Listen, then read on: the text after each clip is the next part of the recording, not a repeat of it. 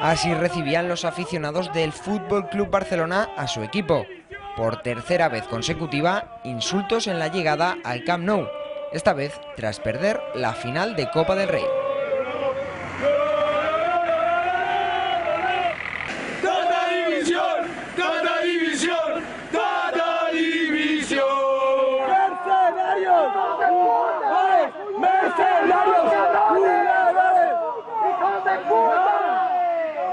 ¡Dar la cara!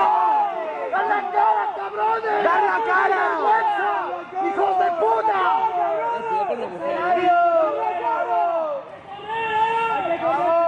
¡Correr, cabrones!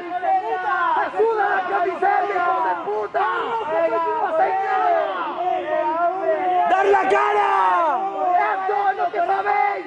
¡Poner la cara, cabrones!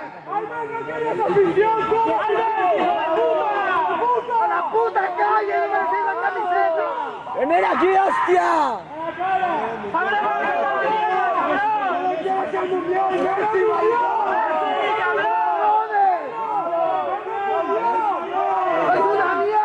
Una vez que los jugadores entraron dentro de su estadio para montarse en los coches y tras escuchar las voces de su afición, estos decidieron darse a la fuga y salir por la puerta de atrás.